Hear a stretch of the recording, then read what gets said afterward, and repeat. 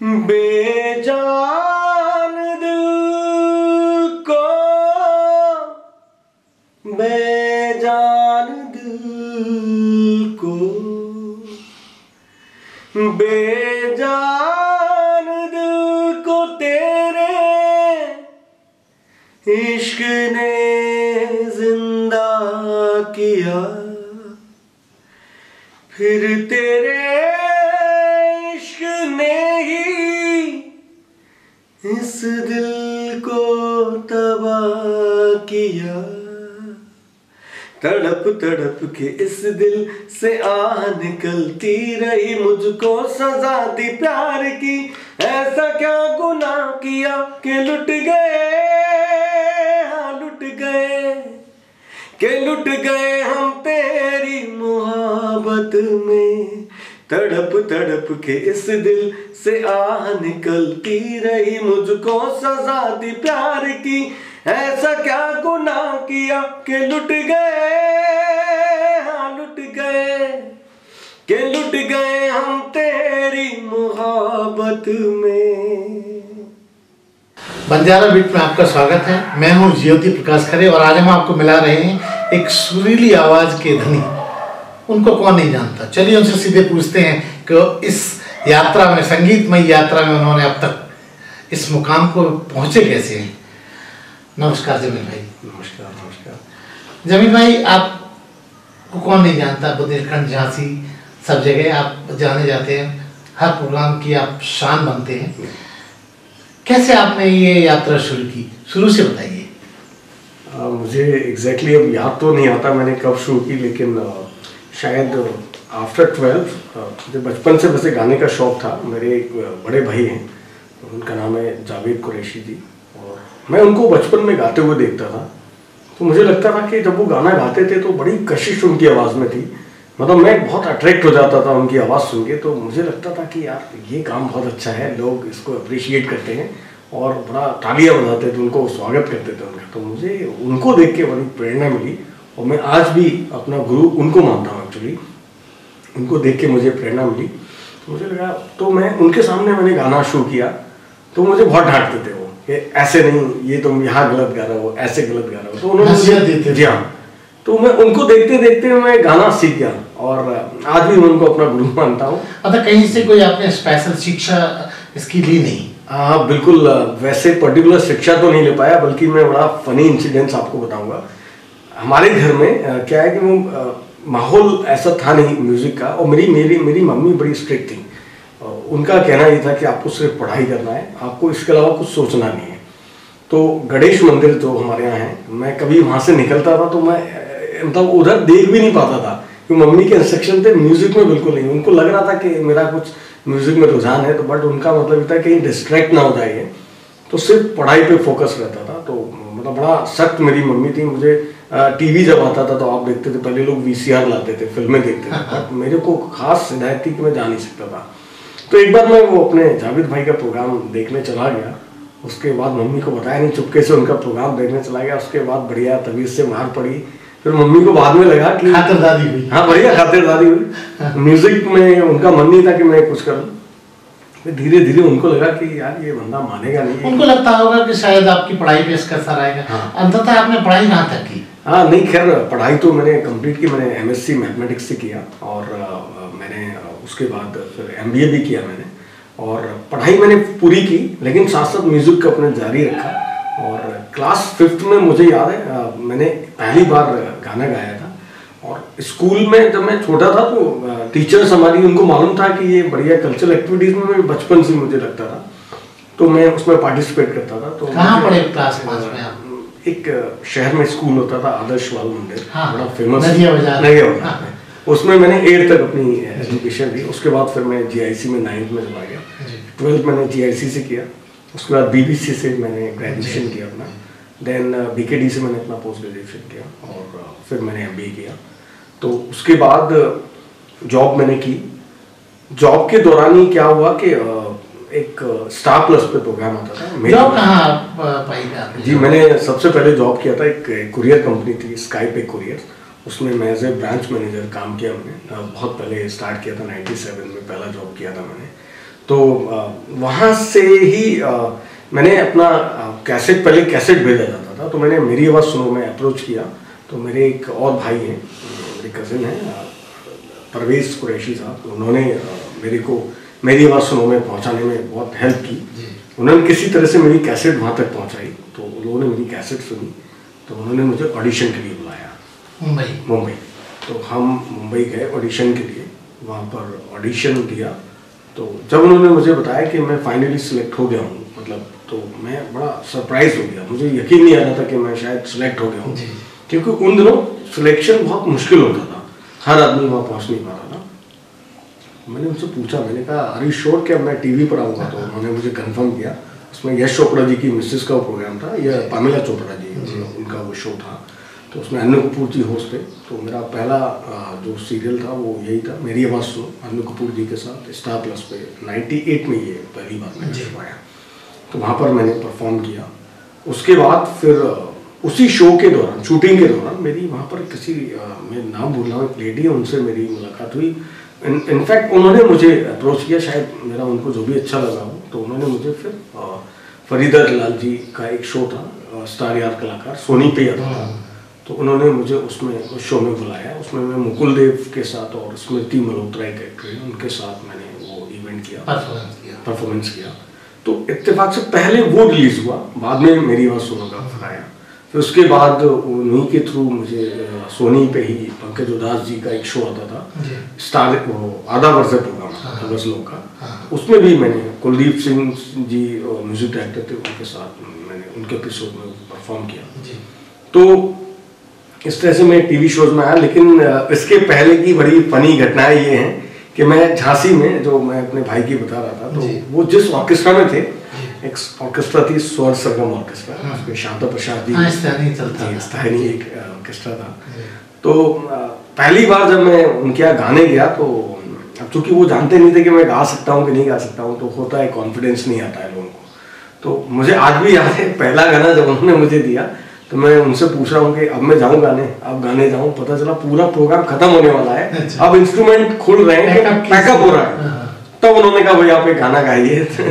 तो मैंने वहाँ गाना गाया, लेकिन मैंने कोई ऐसा वो नहीं सोचा कि भाई ठीक है, उनको कॉन्फिडेंस है ना। फिर एक टाइम ये आया कि जब मैं टीवी शोज किए, तो मैं उनके ग्रुप का बहुत लीड सिंगर हो गया। उसके बाद ओपनर हो गया, बिल्कुल ओपनर, स्टार्टिंग की मैं करता था।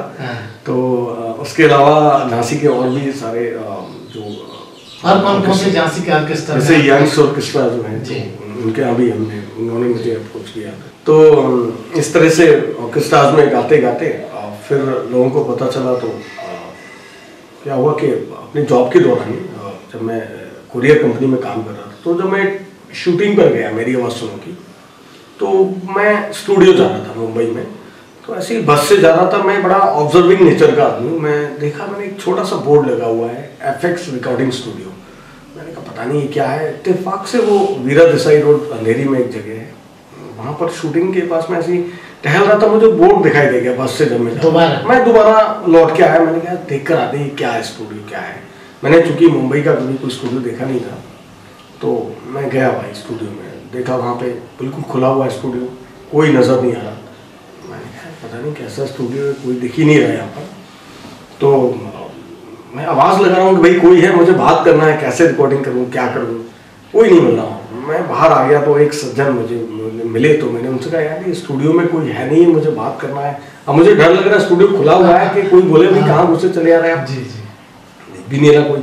अच्छा, वो आदमी जानता था कि ये बंदा कहाँ पर होगा, क्योंकि वहाँ कोई काम नहीं होता था। तो क्या होता है, मिक्सर होता है, रिकॉर्डिंग मिक्सर होता है, वो रिकॉर्डिंग मिक्सर के नीचे सो रहे थे भाई, तो आराम फरमा रहे थे, कोई काम नहीं था, तो वो रेस्ट कर रहे थे। वो थे मेराज राइन, बहुत बड़े रिकॉर्डिस्ट हैं इंडस्ट्री के। तो जिस बंदे से मैंने पूछा कि भाई यहाँ कौन है, क्या है, इत्तेफाक से वो सोनू निगम के ड्राइवर था वो। अच्छा। तो वो उसको पता था वो कहाँ मिलेंगे, तो उसने जाके मेरी उनसे मुलाकात कराई। तो मैंने कहा साहब मुझे अपनी एक रिकॉर्डिंग कराना है, मुझे बड़ा शौक था। तो उन्होंने कहा ठीक है भाई स्टूडियो बुक कर लेते हैं। तो मैं बड़ा दूर चैम्बूर के पास एक जगह गोवंडी, वहाँ पर ठहरा हुआ था, मेरे एक रिलेटिव रहते थे वहाँ। मैं आया दूसरे दिन, तो पहले क्या होता था, कैराओके कैसेट्स आते थे। तो मैंने इत्तेफाक से प्रैक्टिस कर रहा हूँ वहाँ पर घर में। तो मैं जब वहाँ पहुँचा, तो गलती ये हो गई कि वो कैसेट, मेन कैसेट उसी में पड़ी रह गई, जहाँ मैं प्रैक्टिस कर रहा था, वो कवर लेके पहुँच गया। और वहाँ पहुँचा तो कैसेट गायब। और जब मुंबई में तो जगह बहुत दूर होती है, तो उन्हें क्या करें, फिर उन्होंने अपने एक असिस्टेंट को भेजा, मार्केट में गए, बहुत ढूंढा, वो वाली कैसेट मिली नहीं, इत्तेफाक से दूसरा कैसेट मिला, पहले कैसेट चलते थे, तो मैं वो कैसेट लेकर आया, तो उन्होंने कहा यार ये तो अभी आपको तैयार नहीं गाने, और आप जो तैयारी करके लाए वो तो मिला नहीं। नहीं, मैंने कहा मैं कर लूँगा, क्योंकि मैं बहुत प्रैक्टिस करता था घर में, तो मुझे कॉन्फिडेंस था मैं कर लूँगा। मैंने गाना स्टार्ट किया था, गाना स्टार्ट किया तो अब चूँकि वहाँ पर क्या घंटे में वो होता था, और उस समय मेरी सैलरी उतनी ज़्यादा नहीं होती थी, तो मेरे लिए वो पैसे बड़े कीमती थे घंटे के हिसाब से। तो मैंने गाना स्टार्ट किया, 1 गाना, 2 गाना, 3 गाना, मैंने शायद 2 घंटे में 5 गाने गा दिए। वो कहने लगे, वो अपना सर पकड़ के बैठ गए, वो कह रहे हैं यार तुम कर क्या रहे हो यार, यहाँ लोग 5 घंटे में 1 गाना गाते, तुम 5 गाने गाते ही चले जा रहे। मैंने कहा साहब आपको गाना दिख रहा है, मुझे अपना मीटर दिखाई दे रहा है, आप उसकी चिंता नहीं को मैं गा लूँगा। खैर मैंने गाए। अब दूसरे दिन मुझे उनको मिक्सिंग वगैरह करना थी, तो उन्होंने कहा आप 2 दिन बाद आके अपना कैसेट ले जाइए। तो मैं वहाँ पहुँचा, तो मैं स्टूडियो में जैसे ही एंटर हुआ, मैंने देखा मेरा गाना चल रहा है, मुझे बड़ा अच्छा लगा, मैंने वायर मेरा गाना चल रहा है, मुझे नहीं पता वहाँ क्या चल रहा है अंदर। तो एक गाना आया था, यारो सब दुआ करो मिलके फरियाद करो, बड़ा हिट गाना, रामशंकर जी ने गाया है। तो वो बेसिकली महराज जी ने रिकॉर्ड किया था, और इनफैक्ट उन्होंने रामशंकर जी को इंट्रोड्यूस किया था वहाँ पर। तो मेरा गाना चल रहा है, और उसके जो म्यूजिक डायरेक्टर थे, जसपाल मोनी साहब नाम था उनका, वो दिल्ली से थे, वो मेरा गाना सुन रहे थे। वो सुन कैसे रहे थे कि वो महराज भाई मेरा गाना उनको सुना रहे थे, चूंकि उनको मेरी आवाज़ बहुत पसंद आ गई, तो उनको मेरा स्टाइल बहुत पसंद आ गया था। तो मैं बड़ा हैरान हो गया। तो उनको कोई दूसरा गाना करना था, वो भी बड़ा हिट गाना रहा, वो था। तो आपने किया? नहीं हुआ क्या, बड़ा फनी इंसिडेंस हुआ। उनको लगा मैं मुंबई में रहता हूँ, अच्छा, जबकि मैं मेरी आवाज़ सुनो की शूटिंग पे गया था। जी जी। तो मैं जॉब कर रहा था झांसी में, तो मैं छुट्टी लेकर गया था। अब वो इस संशय में कि मैं यहीं रहता हूँ, तो इनको बुला लेंगे अगले दिन। मतलब उन्होंने वॉइस अप्रूव कर दी थी मेरी। अब दूसरे दिन मैं अपने झांसी आ गया, अपनी जॉब में लग गया। अच्छा पहले क्या होता था, मोबाइल फोन नहीं होते थे उस समय की, लैंडलाइन होते थे, और इनफैक्ट लैंडलाइन घरों में भी नहीं होते थे, वहाँ घर में होते भी नहीं थे, पीपी नंबर चला। हाँ, अरे बड़ी। तो उन्होंने क्या किया, जो मैं मुंबई का नंबर देकर आया था, उन्होंने वहाँ फोन किया, मेरे एक मौसी थी जहाँ मैं ठहरता था वर्ली में, उन्होंने वहाँ फोन किया कि जमील का है, वो तो चला गया। और अब वो मेरे से बड़े नाराज हुए। मैं जब दूसरी बार गया मुंबई उनसे मिलने, बहुत गुस्सा हुए मेरे से, तुम मुझे बता के नहीं जा सकते थे कि तुम जा रहे हो, तो मेरे को फाइनल कर दिया था। वो एक गाना था मोहम्मद सलामत ने गाया, वो अभी उस पर रीमेक भी बना है, तेरी निगाह ने ऐसा क्या किया मुझे तेरा दीवाना बना दिया। ये गाना जसपाल मोहम्मद सलामत ने गाया। ये गाने के लिए मुझे वो फाइनल कर रहे थे। अब शायद मेरा बैड लक कह रहा कि मैं वहाँ से चला गया। तो जब मैं उनसे मिलने कह रहा यार तुम मुझे बता के नहीं जा सकते थे कि तुम जा रहे हो, मैं तुम्हारा फाइनल कर दिया था। फिर मुझे लगा कि यार ये तो बड़े खुश हो गए। मैं वापस मैंने अपने आप को कंसोल किया। जब आप वहाँ इतने स्थापित और इतने अपनी काबिलियत के और हुनर के बल पे स्थापित हो रहे थे, तो झांसी आना कैसे हुआ अचानक? सर मैं क्या बताऊँ, मैं यहाँ से नौकरी छोड़ के चला गया था वहाँ पर। मुझे लगा कि यार ये महराज जी मेरे को बहुत अच्छी जगहों पर मिलवा देंगे, और इनफैक्ट उन्होंने मिलाया मुझे उन्होंने पीके मिश्रा साहब से मेरी मुलाकात कराई। पीके मिश्रा साहब जो है साउथ की जो फिल्में आती थी, रोजा जो फिल्म थी और भी जो बड़ी बड़ी हिट जिसमें वो क्या करते थे, हिंदी में गाने लिखते थे। पीके मिश्रा साहब, हाँ, उनके लिरिक्स हिंदी में बड़े हिट गाने उन्होंने दिए साउथ की। तो एक फिल्म थी माँ दुर्गी, उसमें उन्होंने मुझे एक गाना दिया। वो गाना इतना अच्छा उनको लगा कि उन्होंने मुझे 4 गाने गवाए उस फिल्म में। 4 गाने मैंने उसमें गाए। उसका नाम था माँ दुर्गी, टी सीरीज से फिल्म रिलीज हुई। उसके बाद फिर उन्होंने मेरी बोनी कपूर जी से मुलाकात मेरी ऐसे नहीं कराई। एक गाना, एक बोनी कपूर साहब कोई फिल्म कर रहे थे, तो उसमें 3 कैरेक्टर थे, तो उसमें सपना अवस्थी के भाई ने और मैंने भी एक गाना उसमें गाया। तो उस फिल्म में मैंने गाया बाकायदा। वो गाना सुने बोनी कपूर साहब और श्रीदेवी जी रात में आए और उन्होंने बैठ के मेरा गाना अप्रूव किया। वो गाना भी हो गया। मेरी बदकिस्मती रही कि वो चीज़ मेरे शायद झांसी आने के बाद। तो आप जो पूछ रहे थे उसका इंसिडेंस ये वापस कैसे कि मैं असल में बिल्कुल अकेला हूँ अपने घर में। तो मेरी मम्मी चाहती थी कि मैं झांसी में रहूँ, उनके सामने रहूँ। तो मैं अपनी माँ की बहुत बात मानता हूँ। तो एक दिन मुंबई पहुँची और उन्होंने कहा कि अपना सामान पैक करिए, मुझे कुछ भी नहीं चाहिए, आप कुछ भी नहीं चाहिए, बस आप मत मेरे सामने रहो, मैं मुंबई रहूँगी नहीं। तो पापा मेरे जॉब करते थे रेलवे में। तो मैंने कहा ठीक है। फिर मैंने कहा मम्मी मैं क्या करूँगा झांसी में, मतलब उतनी सैलरीज नहीं मिलेगी, उतना पैसे नहीं कमा पाऊँगा। मैंने कहा बेटा कुछ भी नहीं है, आपको तो मुझे झांसी में चाहिए, आप झांसी में ही रहिए। तो बस उन्होंने मेरा सामान पैक करवाया और मैं वापस झांसी आ गया। तो फिर वापस मैंने फिर वो कुरियर कंपनी ज्वाइन कर ली। लेकिन आपकी जो म्यूजिक यात्रा है वो चलती रही? वो चलती रही। मुंबई से लौटने से फायदा ये हुआ कि जितने लीडिंग ऑर्केस्ट्रास थे या जो बाकी जो म्यूजिक इवेंट्स होते थे वहाँ पर मुझे बड़े सम्मान के साथ बुलाया जाने लगा। दूर से और रिटर्न्स हो गए थे। तो मैंने यहाँ रिकॉर्डिंग्स की हमारे। अच्छा, ऐसा होता है कि जो बॉम्बे से लौट के आते हैं उनका सामान कुछ ज्यादा होता है, ये आपने फील किया? क्या होता है कि होना चाहिए, फर्क तो पड़ता है। देखिए क्या होता है जब आप एक माहौल में आप जब जाते हैं तो आप ना चाहते हुए भी सीख लेते हैं। जैसे कहते हैं ना, सुगंध जब चलती है तो आप नहीं भी चाहेंगे तो हवा आपके अंदर आ जाएगी। तो जब आप एक बड़े प्लेटफॉर्म पे जाते हैं तो आपके अंदर वो चीजें आ जाती हैं जो कमर्शियलाइज होती है, जो अभी चूंकि यहाँ उतना माहौल नहीं है तो लोग समझते नहीं है। कई नए यंगस्टर्स हैं, उनको पता नहीं रिकॉर्डिंग्स कैसे होती है। तो मैंने कई लाइव सिंगर्स के साथ गाया। इनफैक्ट मैंने आपको बताऊं, मैंने एक मिथुन चक्रवर्ती साहब के लिए भी एक फिल्म में गाना गाया है। फिल्म का नाम है हिंदुस्तानी सिपाही, वो अवेलेबल है यूट्यूब पे अवेलेबल है। और मैंने कई फिल्मों में मजे की बात सुनी आप, मैंने डायलॉग डबिंग भी की है। आपको ताज्जुब होगा जान के, मैंने करीब 8 फिल्मों में डायलॉग डबिंग की है। और एक फिल्म तो मैंने की थी, उसका नाम है आखिरी ख्वाहिश। तो उसमें आप यकीन मानिए मैंने 5 कैरेक्टर को वॉइस दी थी अपनी। और उसका जो चीफ असिस्टेंट डायरेक्टर था, चूंकि वहाँ डायरेक्टर बैठते थे डबिंग के टाइम, उसने मुझे रोल ऑफर कर दिया था। उसने कहा यार, मैंने कहा भाई मैं तो सिंगर हूँ, तो अब होता क्या है कि मैं बड़ा मतलब मुझे लगता है खाली बैठने से अच्छा जो काम मिल जाए तो करते रहो शिद्दत। हाँ, मैंने उससे कहा यार मैं भाई एक्टर नहीं हूँ, मैं तो सिंगर बनने आया हूँ। उसने कहा भाई तुम इतने अच्छे डायलॉग बोल रहे हो, तुम चिंता नहीं करो, मैं तुम्हें एक रोल दे रहा हूँ। बट फिर किसी वजह से मैं, चूंकि मम्मी बुला रही थी, तो मेरी जो चीज़ें रिलीज हुई वो असल में मेरे झांसी लौटने के बाद रिलीज हुई। तो चूंकि मैं आ गया था, बट यहाँ रहते हुए भी मैंने अपना प्रयास जारी रखा। मैं आज भी मुंबई के बहुत अच्छे अच्छे लोगों से टच में हूँ।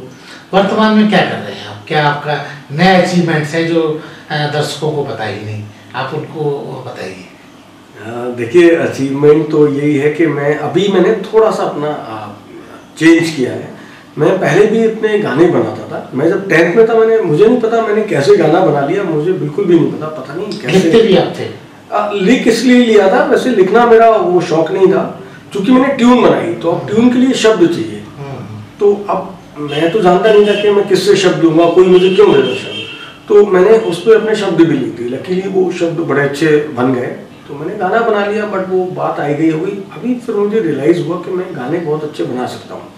तो मैंने अभी काफ़ी गाने कंपोज कर लिए हैं। और अब मैं एज ए कंपोजर अपने आप को इंडस्ट्री में म्यूजिक डायरेक्टर मैं कोशिश कर रहा हूँ। तो सिंगिंग तो है ही मेरी, वो तो मेरा है ही शौक शुरू से ही है। बट अभी ऐसे मैं मेन फोकस अपना कोशिश कर रहा हूँ नए गाने बनाने की। तो वर्तमान में कई सारे मेरे दोस्त हैं जो फिल्म इंडस्ट्री में बहुत अच्छा काम कर रहे हैं, बहुत बड़े बड़े नाम हैं उनके। जैसे मैं आपको बताऊं कि मेरे एक मित्र हैं मनोज मुंतशिर। जब मैं मुंबई में स्ट्रगल कर रहा था, 91 की ये बात है, सॉरी 99 की बात है। तो हम लोग साथ में एक ही म्यूजिक डायरेक्टर थे, गुलाम अली साहब, तो उनके यहाँ हम लोग मिला करते थे। तो आज मनोज मुंतशिर एक बहुत बड़ा नाम है। आपने उनका गाना सुना हुआ, तेरी मिट्टी में मिल जाएगा। हाँ। सुपर हिट गाना है। बाहुबली उनके सारे डायलॉग लिखे उनके हैं और बाहुबली के सारे गाने। तो मनोज मुंतशिर आज एक बहुत बड़ा नाम है और मेरे मित्र हैं बहुत अच्छे। तो उनके साथ ही मैं ऐसे मतलब एसोसिएट हूँ। और भी कुछ बड़े आर्टिस्ट हैं, राज शांडिल तो अपने झांसी से ही है, हमारे झांसी से ही है। तो इन सबको मेरे गाने बनाने का पसंद है, मेरे कंपोजिशन पसंद है। आपकी कोई एल्बम्स वगैरह आए हैं? हाँ, मैंने एक एल्बम किया था अपना, अनफॉर्चुनेटली वो रिलीज नहीं हो पाया। उसमें म्यूजिक अगर मैं बात करूँ तो मेरे दोस्त है शैलेंद्र जो आप जानते हो, तो उन्होंने म्यूजिक किया था। और अरेंजमेंट की अगर मैं बात करूँ तो उसमें आज 2 बड़े नाम हैं, तनिष बागची हैं और वायु हैं। ये दोनों लोग झांसी आए थे। 2014 की बात है, मैंने अपना एल्बम किया था और रिलीज हुआ। बस वो किसी वजह से कोई टेक्निकल रीजन था, वो रिलीज नहीं हो पाया और कुछ मिसअंडरस्टैंडिंग हुई इसमें। मेरा एल्बम रेडी है, उसमें मैंने 5 गाने किए थे। और हमारे एक मित्र हैं संजय पिथौरी साहब, उसमें उनका लिरिक्स था। तो मैं कुछ ना कुछ करता रहा हूँ और अभी भी करता रहता हूँ। जमीन भाई ने बुंदेली मुद्दों पर भी बहुत काम किया। जी हाँ, जी हाँ, उसका भी उल्लेख कीजिए। बुंदेली में अगर मैं कहूँ तो मेरे एक मित्र हैं अजय साहू जी, उन्होंने एक फिल्म बनाई, बड़ी ऐतिहासिक फिल्म है उनकी, धड़कोला फिल्म का नाम है, बड़ी सुपर हिट फिल्म कह सकते हैं, बुंदेलखंड की शोले फिल्म कह सकते हैं आप उसको। मतलब जो भी बुंदेली समझते हैं, मुझे लगता है धड़कोला वो जरूर देखी होगी उन्होंने। तो उसमें मैंने पहली बार 2 गाने बुंदेली उनके गाए, हालांकि वो थोड़ा पैरोडी सॉन्ग्स थे, कोई बात नहीं, लेकिन शुरुआत वहां से हुई, मैंने बुंदेली गाने गाए। फिर मेरे एक और मित्र हैं, उन्होंने एक फिल्म की साचो संपिया का, किशोर चक्रवर्ती, तो उनकी फिल्म में मैंने, राजू आनंद साहब ने म्यूजिक किया था, पचौरी साहब ने उसके गीत लिखे थे, तो उसमें मैंने एकदम मौलिक वो गाए। और बुंदेली की अगर मैं बात करूँ तो मैं कन्हैया कैसेट के साथ भी जुड़ा था, कन्हैया कैसेट पे भी मेरे वन्ना वाजपेयी जी के साथ काफ़ी नंबर हैं, तो मैंने काम काफ़ी किया। अब तो मुझे याद ही नहीं आता मैंने कितना काम कर लिया। बस ये कि ईश्वर से ये प्रे करता हूँ कि कोशिश करते रहना चाहिए, आपको पता नहीं आपका प्रयास कब आपको कहाँ लेके चला जाए, कभी भी हार नहीं मानना चाहिए। मैं एक बहुत अच्छी बात कहता हूँ कि चिंगारियाँ जो होती हैं उनको कभी बुझने नहीं देना चाहिए, तो मैं उनको डेली हवा देते रहना चाहिए कि वो जलती रहती है। मुझे नहीं पता ये आग का रूप कब धारण करेंगी। और जैसे कहते हैं, मैं अक्सर एक बात कहता हूँ कि आपने डैम देखा होगा, डैम उसमें एक गेट होता है जो पानी को रोक के रखता है। आप 100 साल बाद भी वो गेट खोलिए, पानी का जो वेग है वो 100 साल बाद भी उतना ही रहेगा। उस वेग को, उस वेलोसिटी को कभी कम नहीं करना चाहिए। तो मुझे ऐसा लगता है कि भले ही मैं झांसी में बैठा हूँ, भले ही मेरे को अभी कोई संसाधन नहीं दिखाई दे रहे, मुझे कोई रास्ते नजर नहीं आ रहे, तो मुझे अपने परिवार की जिम्मेदारियां, मेरे बच्चे भी हैं। तो जमील भाई, झांसी से बहुत सारे लोग स्ट्रगल करने मुंबई आते हैं और स्थापित भी होने की कोशिश करते हैं, लेकिन कई बार ये होता है कि वो फिर वापस मुड़ के आ जाते हैं। क्या लगता है, कैसा होता है उनके साथ कि जो वापस घर आना होता है उनको? देखिए, क्योंकि प्रयास में कमी होती है। मैं ये तो नहीं कहूँगा, प्रयास तो देखिए हर आदमी बेस्ट से बेस्ट करता है, लेकिन इसमें कोई शक नहीं, मुंबई में हम ये नहीं कह सकते टैलेंट सबसे पहले नंबर पे है, इसमें कोई शक की बात नहीं। ऑफकोर्स ये बात सत्य है कि असफलता यही सिद्ध करती है कि सफलता का प्रयास मन से नहीं किया गया है। शायद मुझे लगता है कि कोई ना कोई कमी हमारे अंदर जरूर है और लक भी कुछ काम करता है। तो दोनों चीज़ों का संगम होना बहुत ज़रूरी है। अगर आप फिल्म इंडस्ट्री की बात करें या किसी और क्षेत्र की बात करें, मुझे ऐसा लगता है कि सब कुछ टैलेंट ही नहीं है, आपकी किस्मत भी अच्छी होना बहुत ज़रूरी है। क्योंकि मान लीजिए आपको किस्मत से मौका तो मिल गया, लेकिन आपके पास अगर टैलेंट नहीं तो आप आगे कैसे जाएंगे? और अगर आपके पास टैलेंट है तो आपको मौका नहीं मिल पा रहा। तो दोनों का संगम होना बहुत ज़रूरी है इस लाइन में। नहीं कहूँगा बुंदेलखंड में कलाकारों की बिल्कुल कमी नहीं है, बिल्कुल बहुत उम्दा और बहुत ही आदरणीय कलाकार हैं, लेकिन उनमें आपस में सामंजस्य नहीं है। क्या मानते हैं ऐसा है? हाँ, ये बिल्कुल आपने सत्य कहा है। मुझे ऐसा लगता है कि हमारे अंदर शायद वो बुंदेली भाषा के लिए वो प्रेम नहीं है जो मैं भोजपुरी जैसी भाषा में देखता हूँ।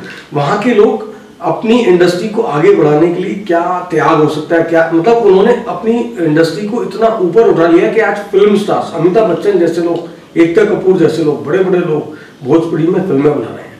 वो इसलिए बना रहे हैं कि उनकी फिल्में काम कर रही हैं। इवन छत्तीसगढ़ी आप देख लीजिए, छत्तीसगढ़ी है, पंजाबी है, बंगाली है।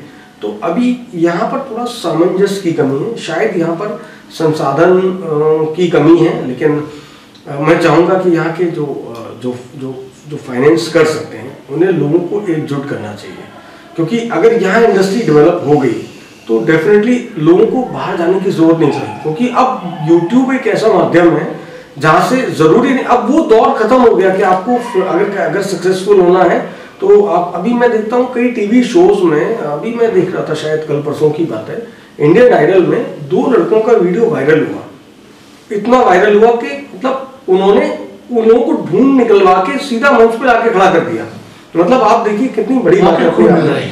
बस आपको पकड़ना, मतलब अगर आपके अंदर टैलेंट है और वो रजिस्टर हो सकता है लोगों की, आपको नहीं पता कि आपकी चीज किसको पसंद आ जाए, तो मैं इतना कहूँगा आप ये मत सोचिए, प्रयास जारी रखिए हमेशा।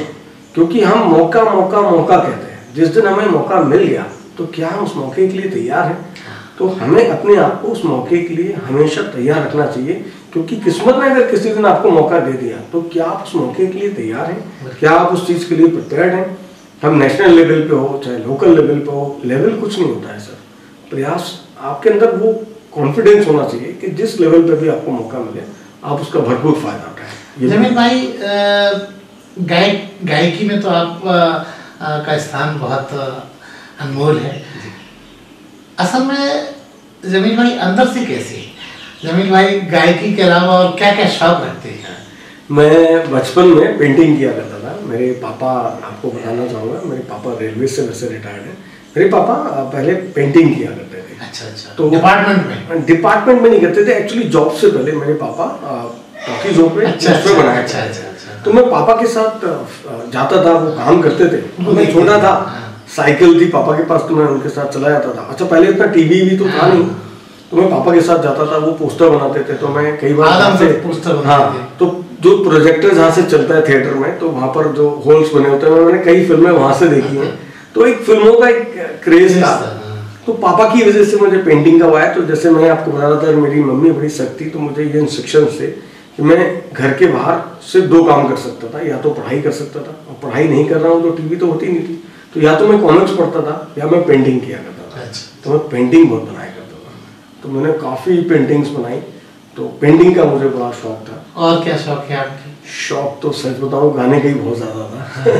ये शौक था। बाकी घूमने का बड़ा शौक है, तो टूरिज्म का काफ़ी शौक है, और नए लोगों से मिलना, दोस्ती करना, ये बड़ा शौक है। तो ये सब चलता है। जमील भाई, एक बड़ा दिलचस्प सवाल, आप बहुत अच्छा गाना गाते हैं, हमने कई प्रोग्राम्स में, स्थानीय शादी विवाह में भी आपको गुनगुनाते देखा है। कभी ऐसा हुआ कि आप अपने घर में अपनी पत्नी को लोभाने के लिए गाते हो, उन्हें मनाने के लिए? ऐसा वैसे कभी हुआ तो नहीं, लेकिन हाँ, हमारे रियाज को या जो भी मैं घर में गाता हूँ, गुनगुनाता हूँ, सब एंजॉय करते हैं। इनफैक्ट मेरी वाइफ भी मेरे साथ कभी गुनगुनाती हैं, और मेरी बिटिया है, वो भी बहुत अच्छा गाती है। तो गाने का असर सब पे है? हाँ, बिल्कुल बिल्कुल। सब, मतलब घर में कभी इस बात का वो नहीं हुआ, बल्कि मुझे अप्रिशिएट ही करते हैं हमेशा सभी लोग। तो ये बहुत अच्छी बात है, सब अप्रिशिएट। आपने बताया कि आप किसी इंश्योरेंस कंपनी में काम करते हैं, उसके बारे में और बताइए कि काम जो पेट पालने के लिए काम होता है और आपका गायन, इसमें समन्वय कैसे बिठा पाते हैं? ये बड़ा आपने अच्छा सवाल किया। मुझे ऐसा लगता है, जो लोग मुझे एज ए सिंगर जानते हैं, झांसी की अगर बात करूँ, आसपास की बात करूँ, तो कई बार लोग ये हैरान हो जाते हैं, उनको पता ही नहीं होता मैं करता क्या हूँ। क्योंकि नो डाउट, देखिए, संगीत से झांसी में उस तरह से लाइफ को जीना मुश्किल है थोड़ा सा। मैं फिलहाल वर्तमान में एक insurance company, Max Life Insurance, उसमें एज AP सेल्स काम कर रहा हूँ, equivalent to assistant branch manager आप कह सकते हैं।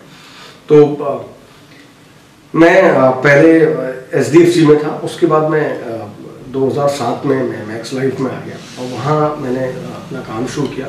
तो काफ़ी आगे बढ़ते बढ़ते मैं बहुत अच्छी पोजीशन पे आया, और मैक्स लाइफ में आपको बताना चाहूँगा, मुझे कई बार गाने के लिए एनुअल अवार्ड फंक्शन, जो हमारा एनुअल फंक्शन होता है, उसमें मुझे बुलाया गया, और मुझे कंपनी के सारे सीनियर CEO, MD और कंपनी के का फायदा वहाँ भी उठाया। बिल्कुल, मेरे को फायदा मिला, और उन्होंने मेरे टैलेंट को पहचाना। इनफैक्ट ये भी एक बात है, मेरे एक बॉस ने, जो बहुत सीनियर मेरे ऑफिसर थे, एक लेडी हैं अनीशा मोटवानी जी, हमारी कंपनी में बहुत सीनियर पोजीशन पे, वो मार्केटिंग देखा करती। तो एक बार उनको उन्होंने झांसी बुलाया, मेरे वजह से बुलाया झांसी।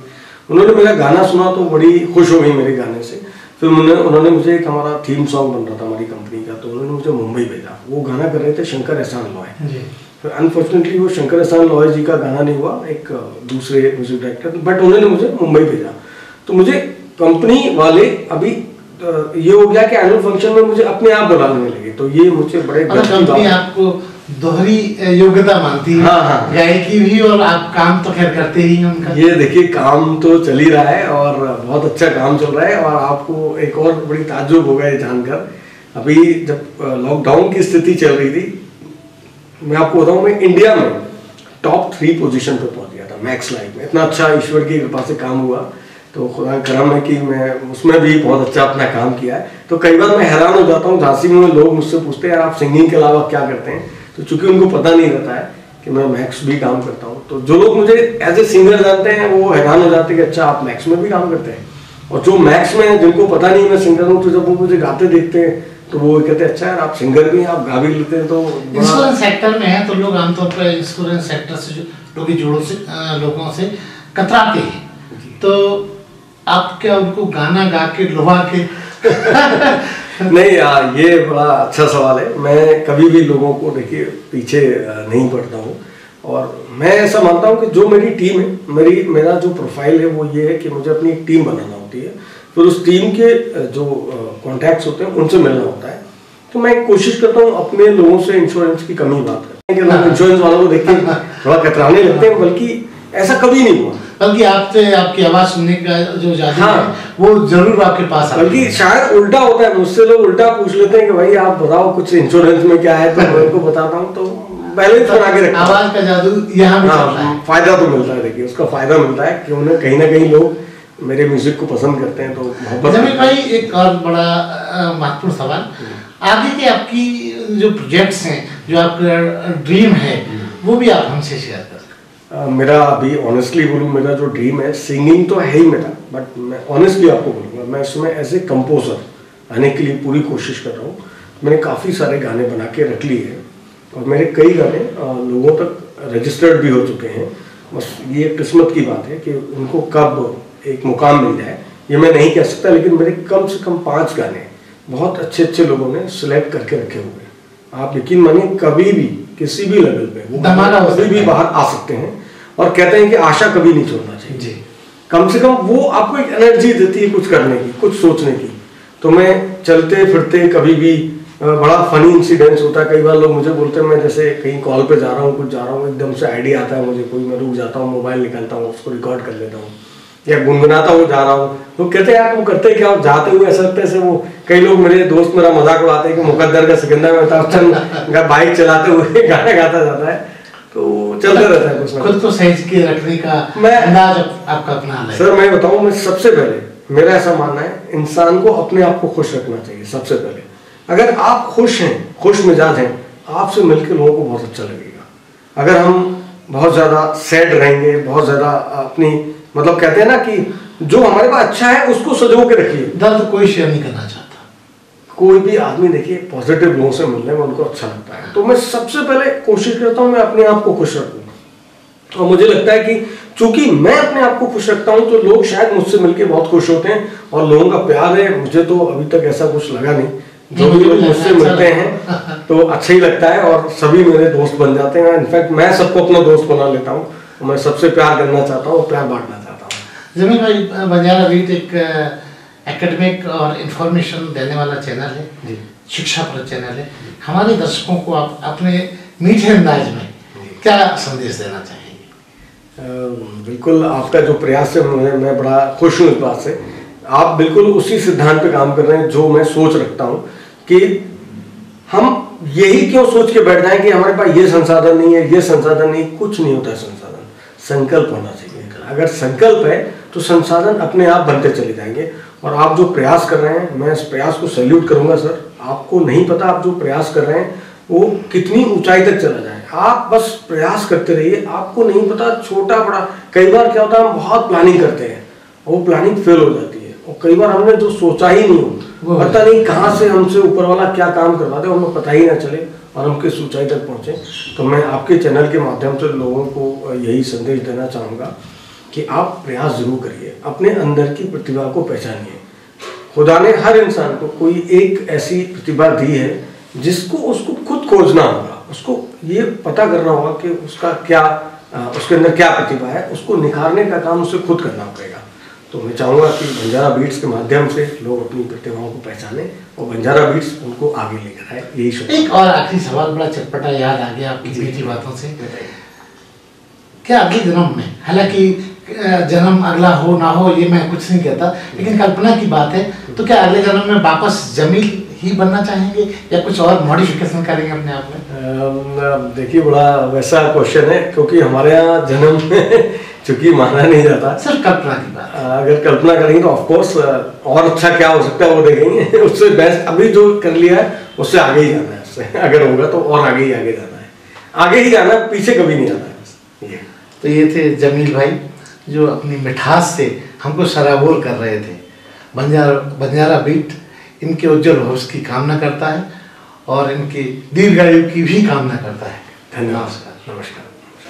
तुम जो मिल गए हो तो ये लगता है कि जहां मिल गया कि जहां मिल गया। एक भटके हुए राही को कारवां मिल गया। तुम जो मिल गए हो तो ये लगता है कि जहां मिल गया कि जहां मिल गया। बैठो ना दूर हमसे, देखो खफा न हो। बैठो ना दूर हमसे, देखो खफा न हो। किस्मत से मिल गए हो, मिलके जुदा न हो। किस्मत से मिल गए हो, मिलके जुदा न हो। अब जो आ गए हो जाने न दूंगा कि मुझे भी एक हंसी मेहरबान मिल गया कि जहां मिल गया। इस चैनल को लाइक और सब्सक्राइब करना ना भूलें। देखते रहिए बंजारा बीट्स।